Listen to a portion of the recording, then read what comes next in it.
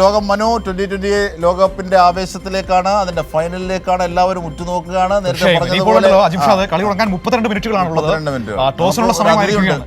ആരാണ് ഇപ്പോൾ രംഗനാഥൻ കൂടെ നമ്മളോട് ടെലിഫോണിൽ ചേരുകയാണ്. ശ്രീ രംഗനാഥൻ, ഏറെ നാളുകൾക്ക് ശേഷമാണ് നമ്മളിങ്ങനെ സംസാരിക്കുന്നത്. ഏതായാലും ഇതാ ലോകകപ്പിന്റെ ഫൈനലിൽ നമ്മൾ ഇറങ്ങാൻ വേണ്ടി പോവുകയാണ്.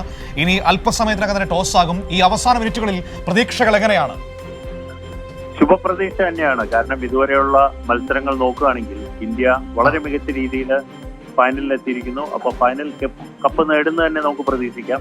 പ്രത്യേകിച്ച് കേരളക്കാർക്കും അഭിമാനിക്കാവുന്ന ഒരു കാര്യം തന്നെയാണ്. കാരണം വീണ്ടും ഒരു ലോകകപ്പ് ഫൈനലിൽ സഞ്ജു വി സാംസൺ, അദ്ദേഹത്തിന്റെ കഴിഞ്ഞ 2 ഇന്നിങ്സ് തന്നെ അതിന് ഉദാഹരണമാണ്. അദ്ദേഹത്തിന്റെ ആ 2 ഇന്നിങ്സ്, പ്രത്യേകിച്ച് ഇംഗ്ലണ്ടിനെതിരെ വെസ്റ്റ് ഇൻഡീസിനെതിരെയും നേടിയ ബാറ്റിംഗ് കരുത്ത്, അപ്പൊ അതിന്റെ ഒരു മികവും നമുക്ക് എടുത്തു പറയേണ്ടിയിരിക്കുന്നു. എന്തായാലും ഇന്നത്തെ ഫൈനലിൽ കേരളത്തിൽ നിന്നുള്ള സഞ്ജു വി സാംസന്റെ ഒരു ഇന്നിങ്സും കൂടി പുറത്തെടുക്കാൻ സാധിച്ചു കഴിഞ്ഞാൽ തീർച്ചയായിട്ടും ടീം ഇന്ത്യ കപ്പ് നേടുന്നതിന് ഉറപ്പിക്കാം. ശ്രീ രംഗനാഥൻ, ഞങ്ങളിങ്ങനെ പറയുകയായിരുന്നു, അതായത് ഈ ലോകകപ്പ് തുടങ്ങുന്ന സമയത്ത് ബെഞ്ചിലായിരുന്നു സഞ്ജുവിന്റെ സ്ഥാനം. പക്ഷേ ഫൈനലിലേക്ക് എത്തുമ്പോൾ സഞ്ജുവിന്റെ തോളിലേറിയാണ് നമ്മൾ ഫൈനൽ കളിക്കാൻ ഇറങ്ങുന്നത്. ആ ഒരു വ്യത്യാസമുണ്ടല്ലോ, ആ ഒരു യാത്രയുണ്ടല്ലോ. തീർച്ചയായിട്ടും മനു, അത് തന്നെയാണ് നമ്മൾ സൂചിപ്പിക്കുന്നത്. ക്രിക്കറ്റ് ഇന്ന് നമുക്ക് ആര് പെർഫോം ചെയ്യും, ആര് പെർഫോം ചെയ്യില്ല, ആര് പുറത്തിറക്കുന്ന പറയാൻ സാധിക്കാത്ത ഒരു രീതിയിലാണ് കളികൾ മാറുന്നത്.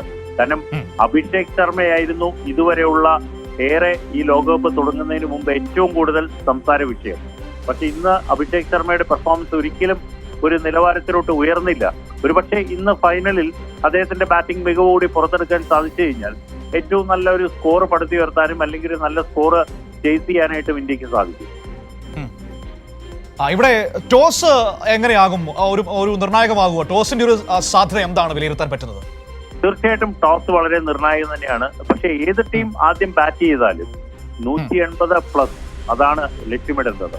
അങ്ങനെ ഒരു സ്കോർ വരികയാണെങ്കിൽ ഇരു ടീമുകളുടെ ബോളിംഗ് കരുത്തും മികച്ചതാണ്. പ്രത്യേകിച്ച് ന്യൂസിലാൻഡിന്റെ നമുക്ക് ഒരിക്കലും ബോളിംഗ് കരുത്ത് കുറച്ച് കാണാൻ സാധിക്കില്ല. ഫെർഗൂസൺ ആയാലും, കൂടാതെ ഹെൻറി നടങ്ങുന്ന ഫാസ്റ്റ് ബോളിംഗ് അറ്റാക്ക്, സാൻഡർ എന്നുള്ള മികച്ച സ്പിന്നർ, അദ്ദേഹം ടീമിനെ നയിക്കുന്നു. അല്ല, എനിക്ക് ശ്രീ രംഗനാഥൻ, ഞാൻ അതിനകത്ത് പറയുന്നത് ഒരുപക്ഷെ ഈ ഓഫ് ബ്രേക്ക് ബോളർമാരെ എങ്ങനെ നേരിടും എന്നതൊരു പ്രധാനപ്പെട്ട വിഷയമല്ലേ?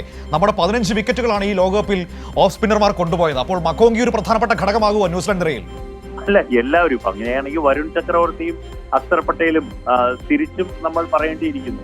പക്ഷെ ഇന്ത്യയുടെ ഒരു ബാറ്റിംഗ് കരുത്ത് വളരെ മികച്ചതാണ്. എല്ലാ ബാറ്റർമാരും മികച്ച രീതിയിൽ പെർഫോം ചെയ്യുന്നു, സ്കോറുകൾ നേടുന്നു. അപ്പൊ അതുകൊണ്ട് ഏത് സിറ്റുവേഷനെ മറികടക്കാനായിട്ട് കരുത്തരായിട്ടുള്ള ഒരു ബാറ്റിംഗ് നിര തന്നെ ഇന്ത്യക്കുണ്ട്.